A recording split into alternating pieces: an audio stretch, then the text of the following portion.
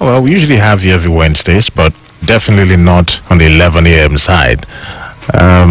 You want to tell, you want to let the people in on why now? Yes, usually, I was supposed to be on Open Parliament. the open parliament, but we had a court case session today. You know that we are in court. The Abga gubernatorial matter is in court. So today is one of those days we have to be in court. We're also going to be in court tomorrow. This one is was instituted by the Chikwe Udensi, senior advocate of Nigeria. Mr. C, these court cases and the desire for what it is a massive eye opener. It shows you the rot in our system.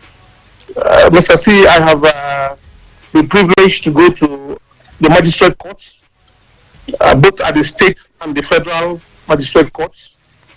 In fact, the one in the FCT is called the Federal Magistrate Court because it's in the FCT, but the FCT is a state, so all the magistrate courts are in states. We also have the state high courts I have visited. Also the federal high courts. I've also been to Court of Appeal and also to the Supreme Court. Mr. C, I have a very great eye opener on matters like this. Any opportunity I have to go to any of these institutions, I tend to find out serious fraud. I tend to find out why we are where we are today. The states, the magistrate courts are nothing to write home about at all. In fact, if you look at the problems we have there, the problems come from the judges, comes from the lawyers, it comes from governments that ought to make the basic provisions, and also from the litigants. On the side of the judges, Mr. C, there's hardly any judge today, either a magistrate or a high court judge at the state or federal courts. None of them comes to work or commences the court activities by 9 o'clock. None of them. And I wonder if there are any checks and balances. And some of them come to the courts at about 12 o'clock. And the litigants, the lawyers, and everybody will be seated down waiting. And sometimes when they come, they announce that, in fact, your case has been adjourned. The adjournment ought to be given to you, the information on adjournment ought to be given to you before you come to court. People will even travel from far and wide.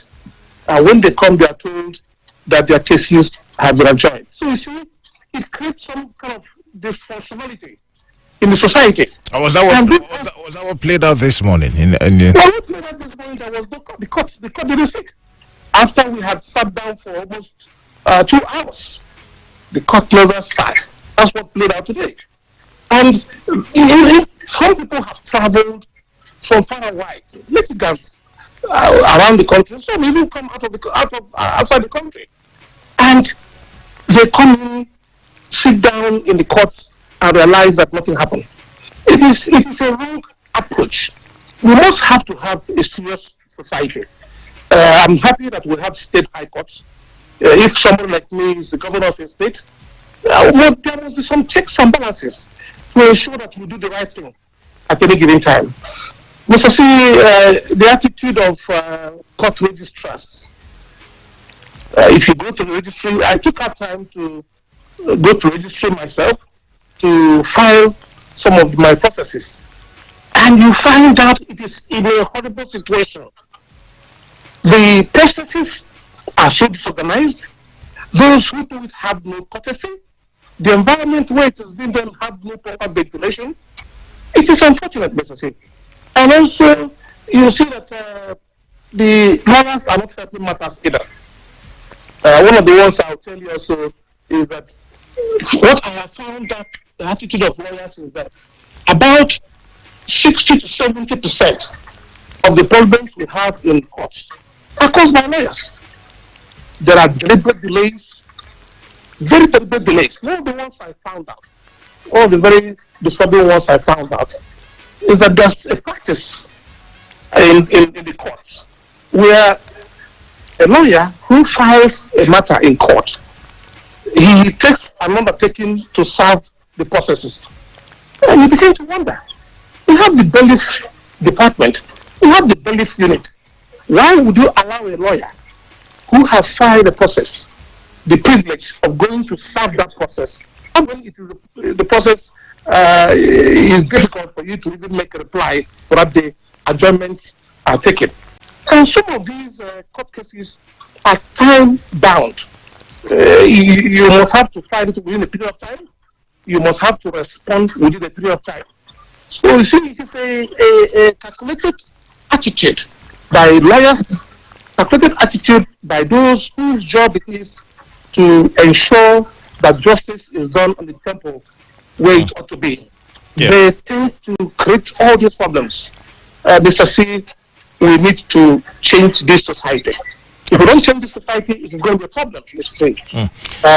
People like us have seen some of these problems, and if we have opportunity, if God gives us the opportunity to serve this country in whatever capacity, we shall ensure that the right thing is being done.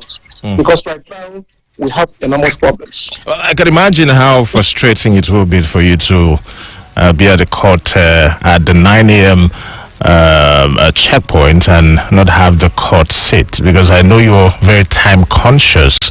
You're a very time conscious person. But then you recall the issues of ventilation and other issues with regards to the court. Lawyers, not too long ago, before we had come on board new Chief Justice of Nigeria, did protest, particularly not lawyers this time, justices of the Supreme Court did protest some of those issues. And we hope that those in authority get to resolve some of those issues.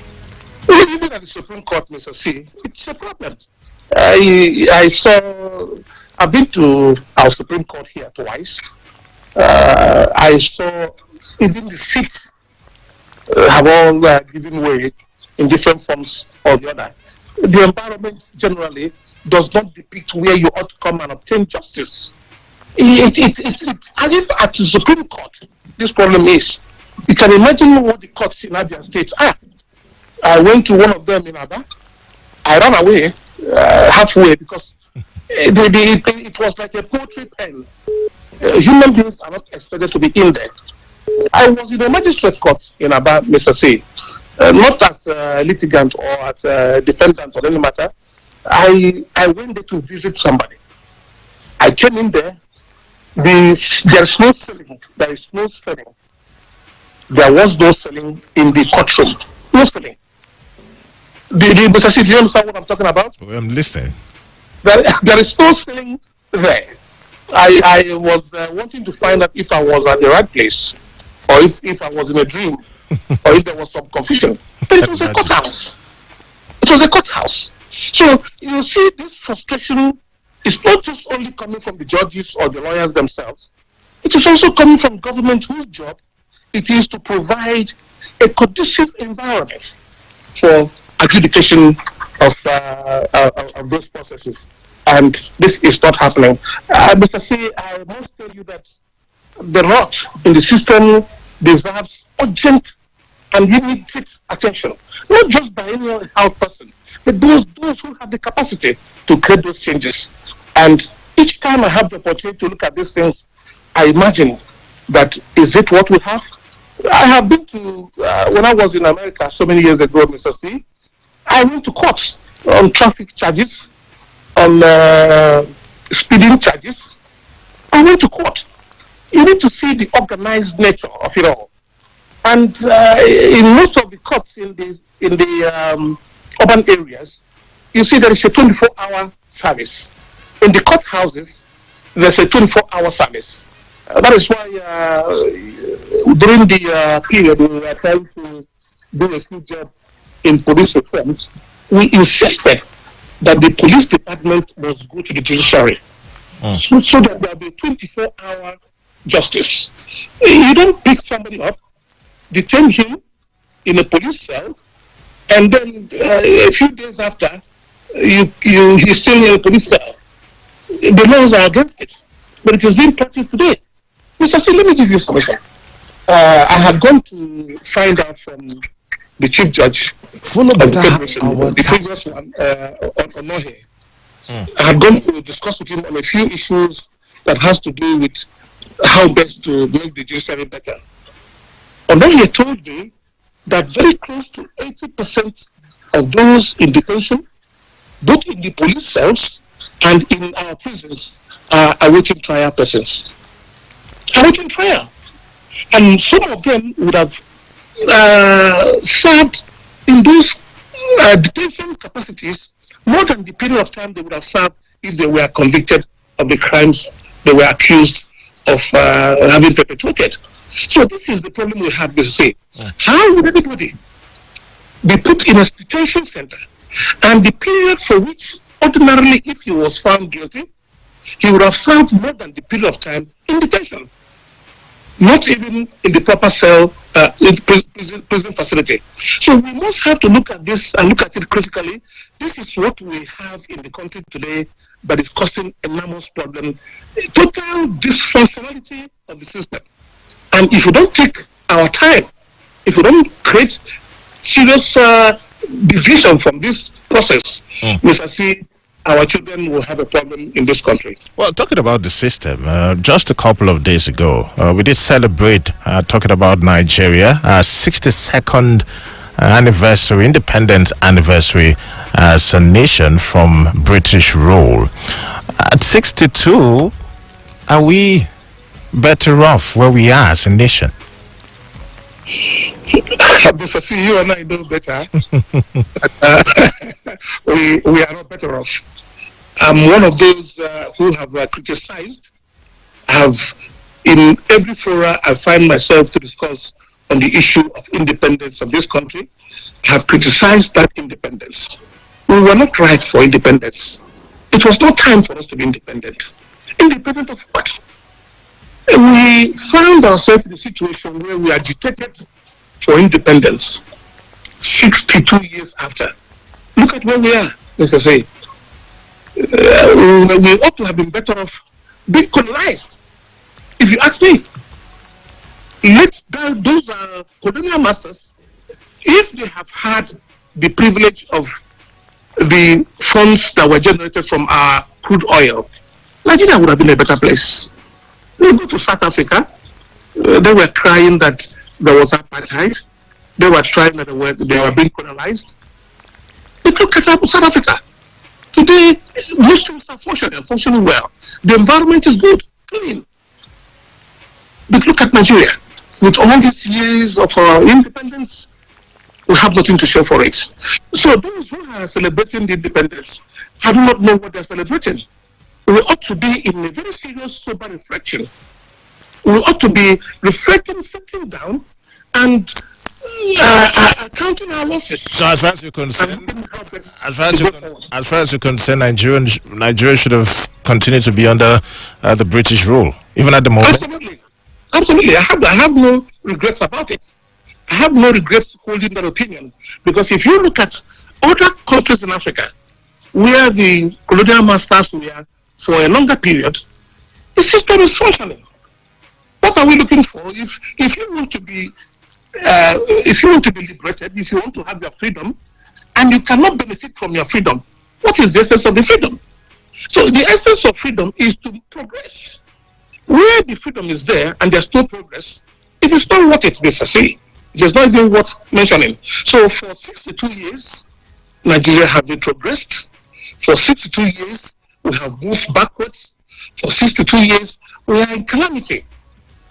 And it is not anything to write home about, Mr. C. How much of the leaders of the country over the years, how much part have they played in where we are as a nation? And how much part, too, can they play to ensure that we get to that El Dorado where Nigerians, altruistic Nigerians, patriotic Nigerians would be seeking? Well, Mr. C, I have always done some level of categorization of the situation. The leadership problem we have amounts to about 60%, 40%. 60% of our problem is followership, not leadership. Those who are being led have allowed, to a large extent, by cohesion or by self-inflicted injuries. We have allowed ourselves to be led, blind led, over time by those who ought not to lead us. So, if by any stretch of imagination, one is not comfortable with the leader, why can't we change it? Why must we, over and over, allow that leadership to continue? If by your ability to vote, you don't change the leader, and your inability to vote, or your decision not to vote, you inadvertently allow poor leadership, it's a leadership problem, Mr. C. So essentially, while we condemn the problem we have with leaders in the country, we shall also condemn, to a larger extent, its followers. I saw the other day when a few people were giving us youths were telling us how wonderful APC government has been to the country. Youths of this country. At the time, I wanted to recommend some psychiatric treatment, but I felt that this is not the right way to do it. I'm not even competent to do it. But how can any youth, in the proper sense of direction, any youth in this country today suggest that APC should remain in government? I'm not trying to politic, Mr. C, don't get me wrong.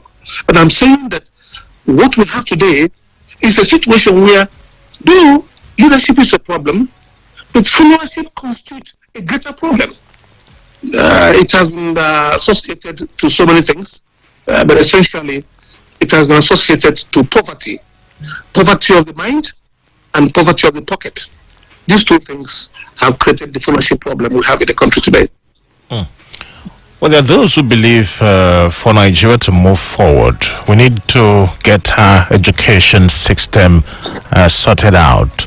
And with the issues regarding the ASU on the one side and the federal government face-off, it came to a head yesterday with two new unions apparently subscribed by the federal government of Nigeria. But let's start here, because today happens to be a World Teachers Day, and this happens to be the 28th anniversary of its celebration worldwide, where teachers actually celebrated with regards to the part they play in molding opinions and having a better society. What do you make of the fate of teachers as far as Nigeria is concerned? Because the union as well did happen the need for the governors of the 36 states of the Federation to pay teachers their salaries. And it seems this has been an age-long call. Every other time it's about teachers and their welfare. Thank you, Mr. T. Don't also forget that if you look at my resume, I was a teacher. I was a mathematics teacher in Government College of Warri. Interesting. So many years ago. Those were the days when it was a thing of joy to be called a teacher. In those days, if you ask a child, what would you like to be when you grow up? You will see while counting medical doctors, engineer, lawyer, you see a chunk of people who say they want to be a teacher. But I'm sure not today. But certainly not today, Mr. C. Those days, there was this cliche about a young man who wants to marry. You'll be advised to make sure you marry the daughter of a teacher. Because invariably, Mr. C, the father or mother would have impacted the values a wife ought to have. It is not that way anymore today, Mr. C. What we have today is unfortunate. It is not what it ought to be. What we are celebrating today, Mr. C, is school teachers. Don't forget, we have other kinds of teachers. We have social teachers, we have religious teachers, and we also have those who teach by their conduct, moral teachers. But today, what we are celebrating, Mr. C, are school teachers. And that's the category we're looking at. Starts from the creche, the one that is called the kindergarten, all the way to even postgraduate level, primary, secondary, tertiary. These are the teachers that ought to be celebrating today. Mr. C, nobody is celebrating. In fact, what is being celebrated is misery. What is being celebrated is failure. What is being celebrated is agony, hardship, and death, sickness and death. That is what is being celebrated by teachers today. No salaries. You saw what the president of National Teachers Association, Mr. Manville, what he said. He talked about the number of teachers who have died unnaturally. When people die unnaturally, it means there's a cause. Something caused the death. And most of them have died out of frustration and misery. No salaries, Mr. C, no pension, no gratuity. There's hardly any states today where the teachers are happy. Not one. Not even the Lagos State government, who today increased the salaries of teachers. I hope you are aware of that. The Lagos State government, in celebration of the Teachers' Day today, they increased the salaries. So it has all been misery. One teacher gets today from starvation, from ill health, from sicknesses that have cure, sicknesses that have treatment, but their inability to afford those treatments have caused them to either get maimed or die. Mr. C, that is the story we have today. Yeah. And it's unfortunate. The teachers, those days, they were teaching aids. Teachers had leave. Teachers go on leave. And they are paid leave allowances. Those days, new teaching techniques. Because teaching evolves. Just like every profession. It evolves. It has its improvement. So there are different techniques of teaching. There are different aids in teaching. But nobody thinks or talks about that in most states, except maybe in a few states like Lagos State, where we understand there are still a few of these things in place. But if you talk about my own state, it's unfortunate. I spoke to a few teachers this morning to ask them their opinion about it. In fact, most of them don't even want to be addressed or associated with teaching. But everybody wants to get out of this teaching system because of the problems associated in my state. So, Mr. C, there is nothing to celebrate.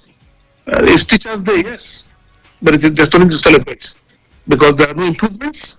There are no desire by the government in place to change the trajectory, to change the narrative. There is no such thing in place. So everybody feels so sad, and nobody wants to be a teacher anymore. Well, still talking about the education sector, ASU has been on strike since February 14th this year, as the lecturers of the public universities have been protesting unpaid allowances and a demand for better welfare package from the federal government. It's been a long way off. The back and forth on the one side, ASU not wanting to budge, federal government seemingly so too. But just yesterday, apparently in the bid to what people see as weaken the influence of the academic staff in of universities, the federal government registered two unions in the university system. The unions had the National Association of Medical and Dental Academics and the Congress of Nigerian University Academics. Well, the Minister of Labor and Productivity, Chris Ngige, while presenting the certificates of registration to the two unions, explained that the two bodies will exist alongside ASU. Whereas ASU has reacted saying, hey, the registration is inconsequential. What do you make of this new path taken by the federal government? Are we in any way getting close to a resolution, a lasting one at that, on these issues? Or are we compounding the situation? Well, Mr. C, usually between 2 a.m. and 3 a.m. every morning, I wake up to do a little bit of work on my profession. This time around, that was when I woke and I listened to the Labour Minister, Dr. Chris Ngige. talk about the registration. From the way he spoke, it looked as if it was intended to cast some level of aspersions on ASO. It looks as if it was intended to create a division in ASO so as to break their back. That ought not to be the attitude. That ought to be the approach. It ought not to be what the government should be doing right now. What government ought to be doing is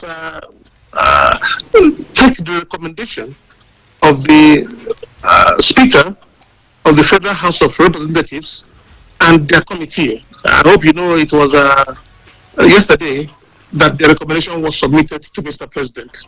That recommendation, I don't know if you read it. That is the way, that is the direction the executive ought to take. It's unfortunate that this level of reasoning, this level of creativity is coming from the legislature. It is what the executive ought to be doing. Mr. C, if you consider the fact that we have very close to 120 professors in the Ministry of Education, the Ministry of Education has very close to 120 professors. And you see that these gentlemen are there while this process wears itself out. It creates some level of disconnect as to their profession and what they ought to be doing. It creates some level of lack of flow. If you're a professor and you are in a ministry that has created this level of incongruous situation in the country, what do? Resign. Get away from the system. Like the Americans will say, you lead, follow, or get out of the way. It is either you do one of them. You must stop block the way. You're not moving, you're not leading, and you're still blocking the way. This is what those that in government, especially the executive arm of government, is doing. Let me also give you information, Mr. C, that the other arm of government, which is the judiciary, what have they done, Mr. C? Apart from what the arbitration panel did a few days ago. The NIC? Yes, the judiciary has done nothing.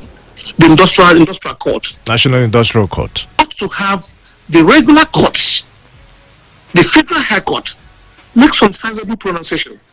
It is good that though it's essentially a labor-related dispute, but we ought to have taken sensible steps to make sure. do you think, again, with the registration of these two unions, we can have a quick resolution on this issue, on this face-off between ASFA and the federal government? We wouldn't have any change. It's neither here nor there. What role would they play? We have an existing dispute. We have an established dispute existing. We have to resolve this. Let us resolve this first before you start adding more problems to the situation. The issue of the funds that has to go for the infrastructure in the universities and also for teaching aids.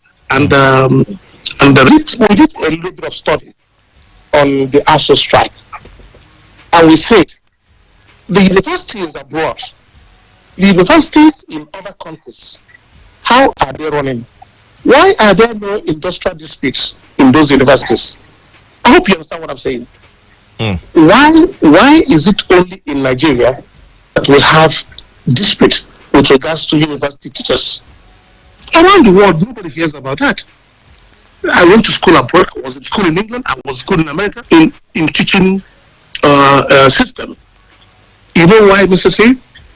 Tell us why. Government should take away their hands in the running of universities. It is the inability of the universities to be independent. That is what is causing the problem. If a 10,000 naira term and the private universities runs that same program for 100,000, for goodness sake, let the state university run the program for that same 100,000 and then allow the students to have what is called the guaranteed student loans. Guaranteed student loans is what is working around the world. students have access to facilities with which to go to school. It is the inability of our students or even their parents to have enough resources. That is why everybody is going to the public schools where it is cheaper. Schools must be run at a level where it is affordable for the school. If you don't do that, then we will keep having a problem. Right. The problem will continue to exist. The problem of infrastructure, the problem of payment of salaries will continue to exist. Operations. Well, in case you just tuned in, it's a special interview with the Interpol consultant and security expert, Chikwe Udensi, who's been virtual from 11. We're going to take a short break. When we return, you did have a closed-door meeting with the candidate, the presidential candidate of Labour Party, Peter Obi. You have not hidden your support for his presidential bid. What was the meeting about? And then you also had a meeting with the Build a New Abia team. What was it about? Stay with us. Mr. Says in the building. We'll be right back. It is being said that 70% of home buyers settle for their first home when they see it. Over time, we have created a wide range of happy customers by building the homes that suit their needs. Why settle for average when you can have a luxury home inside a gated estate in Lagos? Welcome to Kenzo Luxury Homes, a development by Kenzo Group of Companies Nigeria Limited. Our featured home is a gorgeous private home of 5 bedrooms with a room BQ located at a serene and beautiful environment at Lekki Palm City Estate, Aja, Lekki, Lagos. Finely crafted and designed specifically. We're asking the meeting with the Build a New Abia team. What was it about? And then you could follow through with the closed session you had with the presidential candidate of Labour Party, Peter Obi. Want to disclose what the meeting was about? Yeah, thank you very much, Mr. C. Build a New Abia banner, like most of us know, it's not a party issue. It is, though most of us are in ABGA, but we also have people from APC and PDP and other parties. What Build a New Abia does essentially is to harness the best from the candidates. Who do we think is the best person that will bring value to Abia State? Abia State is unique, Mr. C. Abia, it mostly comes from APC. We are looking for the best hands for the State Assembly. For those who are striving to seek offices in the Federal House of Representatives, we are looking for the best hands. And for those who are seeking for Senate, we are asking for the best hands. Nigeria, and especially my state, Abia, is in dire need of leadership, Mr. C. So what do you say you're asking for? When you say you're asking for the best hands, are you going about on a spree of all the candidates? What criteria do you come by knowing who the best hand is for those positions? Absolutely, we are going to all the parties to get the best hand. The criteria are very clear and very simple, Mr. C. We are not asking for anybody who has a promise to make. No. We are asking for people who have done the job before. Tell us what you have done yesterday. Let us see what you are going to do tomorrow. We are going to support you. We are a small group, but we are going to create a sizable impact. The followership right now in Abia State is very, very close to 350,000. That's some number. Though small, if you compare to over 2 million registered voters in Abia State, but it's an impact, Mr. C. 350,000 people can decide what direction that goes in the state. So what we are saying is that we need to find out the best hands for state assembly members. We need to find out the best hands for federal house members. We need to find out the best hands for the Senate. Luckily, the Senate is only 3 positions, but the federal house will have 7, and for the state assembly, we have 24. Who are the best hands that will bring value to the developmental activities in Abia State? Before we go for the governorship, Look at these areas we want to find out. The governor cannot do much if there are no competent hands to help in the other areas. Our representatives, first and foremost, that is where we are. And that's what Banner is trying to do right now. And Banner is pursuing it vigorously. And then you're meeting with Peter Obi? Yes, the meeting with my brother and friend, His Excellency Mr. Peter Obi, was a closed door one. It was a private one. We discussed about the nation. You can be sure that Mr. Peter Obi is not giving to any form of frivolity. If he's going to visit anybody and spend as much as 3 hours, he mustn't be talking nonsense. He must be talking something serious. And you know also that I don't play with my time. I'm very serious about time. So both of us sat down and we did what we ought to do, put the necessary indices together. I wasn't expecting him. I was given a short notice that he was coming. And when he came, he informed me that I was the first Igbo man he is visiting, and he gave his reasons. It's not important for me to give these reasons here. It would make me sound immodest. I mustn't be the one praising myself. Let me allow others do that. So he gave his reasons why he chose for me to be the first person. He is going to come, sit down with 3 hours, and discuss the nation. And it was the nation we discussed. And we came up with some sizable understanding and sizable resolutions. Mr. Peter B is very serious-minded. He has a very cut-out program for this country. And for every sector, he seems to have some proper understanding of the problem. First and foremost, if you don't understand the problem, you can't talk about the solution. That is why when I heard a few of our agitators, those who want to be, some gladiators who want to be governor of Abia State, they talk about building new roads. The existing roads are in bad state. You first of all correct the bad situation before you move to another step. You see, if you don't understand the problem, Mr. C, you cannot have a proper or good solution to the problem. So the discussion with Mr. Peter B for 3 hours was fruitful, and he will be coming back to see me again according to his promise. We discussed like brothers. We discussed like those who had very genuine concern for their nation, and we look forward to his being the next president of the Federal Republic of Nigeria. Oh, 14 minutes before pack up, but you can come through with your reactions on what you've been hearing so far on a special interview with Chikwe Udensi. 0816-1115-955 or 07016-514-107. Real quick, let's see who first caller is. Good morning. Hello, Mr. C. Good morning. Good morning to you. Good day, Mr. Blaze from Odumwe. Welcome. I missed your first program. I couldn't go through. Sorry about that. Good morning to your guests in the house, Mr. Chikwe Udensi. So please, I would like to know the address of where the Abia the group you are talking about, so I can join the meeting of the forum. That's one. So as I've been advocating, we need leaders who have invested in the state, leaders who have invested in the country. API is on strike because most of our leaders are children don't school here. That is why API is on strike. Because if our governors, their children are schooling here, API will not be on strike. Now, if we want to pull the government out of education totally, then the government can regulate the prices. Private universities are charging so high.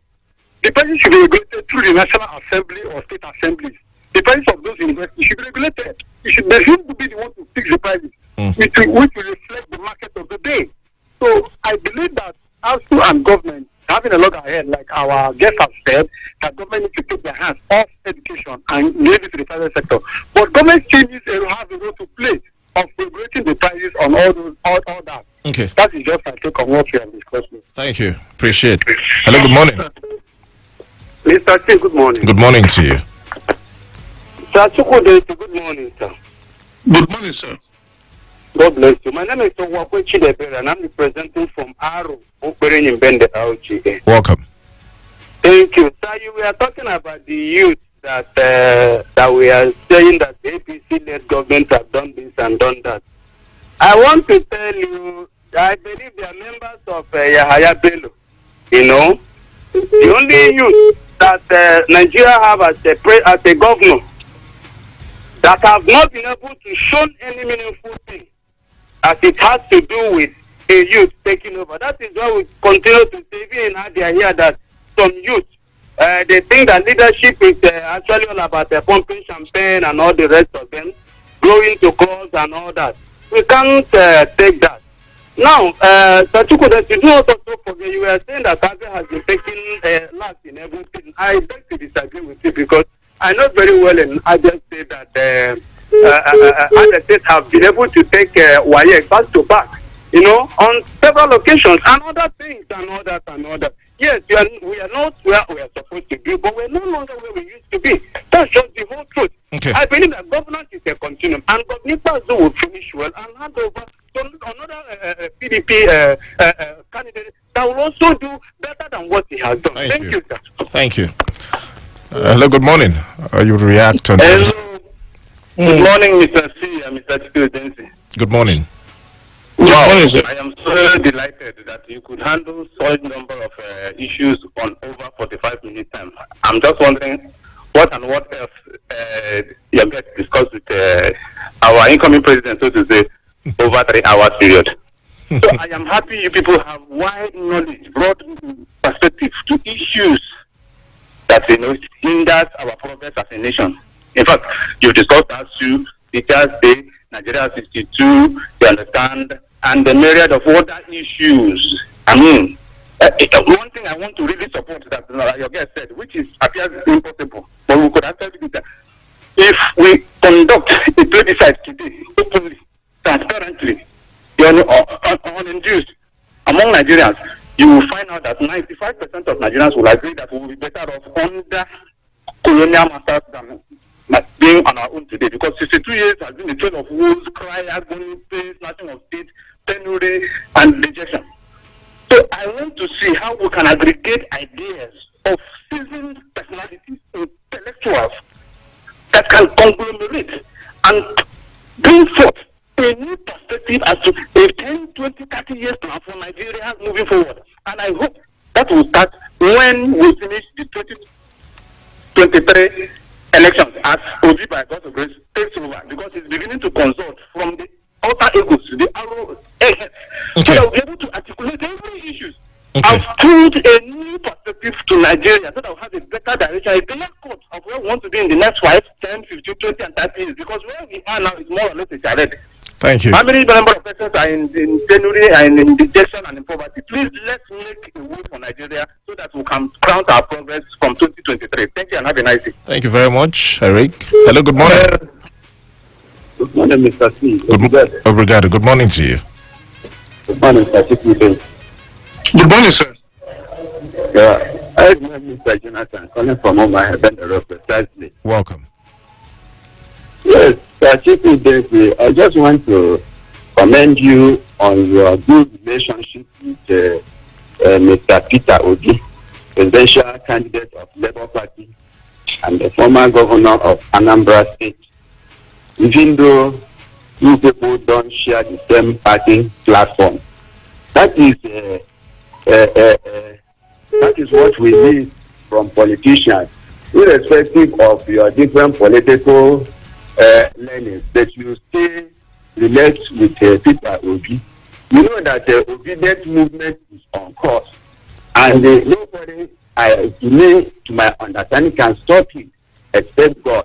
So we need a credible and dependable president of Nigeria of Igbo extraction. And I believe that Mr. Peter Obi has all it takes to become the next president of Nigeria.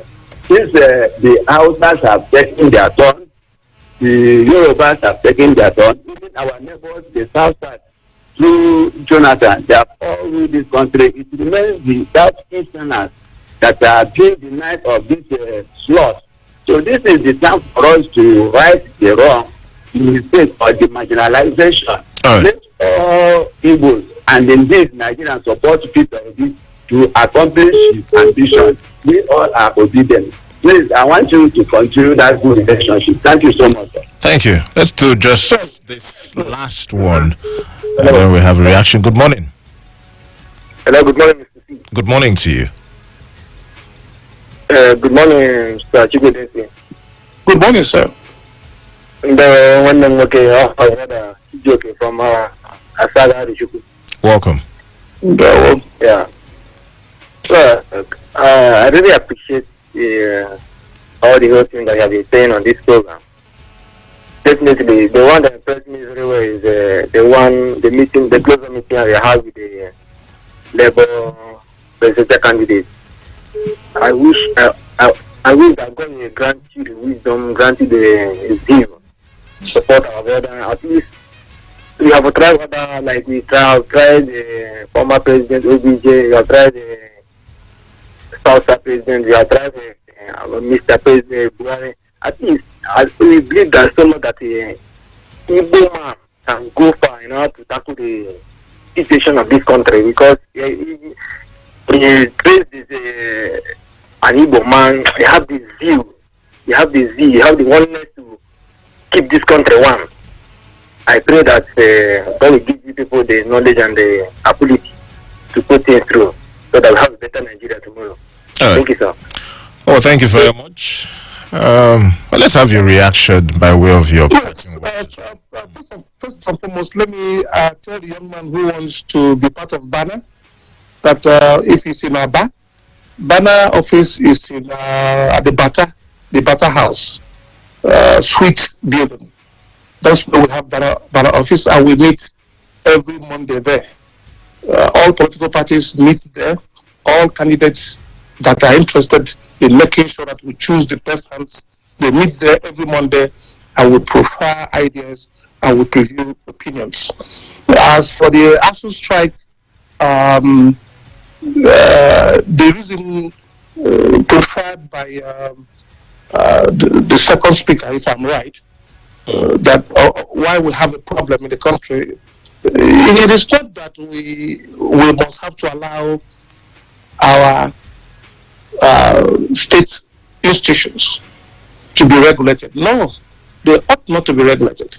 If the private institutions are charging any amount, they should charge the amount that will be able for them to keep their heads above water. That's the problem. You cannot charge an amount that is not feasible, that is not able for you to run the institution. As for those who are not able to afford that level, if it is high, that is why we say everybody must have to have a guaranteed student loan if they have the capacity to do that. Mr. C, as for the young man who talked about Yaya Bello is a very great disappointment and does not represent the youth of Nigeria. He is a massive disappointment. If you move around his state in Kogi, if you move around the state, you see that he does not give a proper account of what the youth should be doing in the country today. He's a disappointment, and we don't recommend him as a youth. The young man who talked about PDP having done a great job and the governor giving back the office to a PDP candidate. Well, it depends on who the PDP candidate is. We're not talking about party now. We're talking about the individuals. Who is he? If he's maybe Professor Ikonne, let us look at what he did yesterday. From what he did yesterday, we should be able to know what he will do tomorrow. And that is our attitude to it. We're not concerned about party, PDP or no PDP, APC, Afghan. No. What we are concerned about is who is the individual? Who is the person that will ought to come into any of the offices we have identified, state, federal, and governorship? Okay. Who is the individual that is going to come and occupy that office? And also, let me tell you something, Mr. C. I've also found out that those people who discuss and talk about how good PDP is in Abia State, Mr. C, when you talk to them privately, you see that they are concerned about the leadership of PDP in Abia. But when they come to the public, maybe because they are government beneficiaries, they're either contractors or government appointees, they sing the praises of this government. Okay. But when you discuss with them privately, you see how disgusted they are with what is going on. All People like me do not criticize to destroy. No, I don't criticize anybody to destroy. I criticize to ensure that the leadership improves on what they are doing. All right. That is what we're doing, Mr. C. And that's the best way to it. Well, the time is up already. On a lighter note, the other caller who said the conversations between you and Peter will be over 3 hours should have been on a long variety of issues. I wish he would have heard what we discussed. It was exasperating. It was great. In fact, 3 hours is not enough, and he's going to come back for us to continue discussion. Thanks so much, Sir Chikwe Udensi, for stopping by. Thank you. Thanks for having me, Mr. C. Thanks for always having me. We'll be back same time, same station, but this time at 9 a.m. on Open Parliament next Wednesday. In the meantime, let's take you to the Pigeon Belt at the News Fest, and the news in Pigeon, that is. My name is Mr. C. It has been said that 70% of home buyers settle for their first home when they see it. Over time, we have created a wide range of happy customers by building the homes that suit their needs. Why settle for average when you can have a luxury home inside a gated estate in Lagos? Welcome to Kenzo Luxury Homes, a development by Kenzo Group of Companies Nigeria Limited. Our featured home is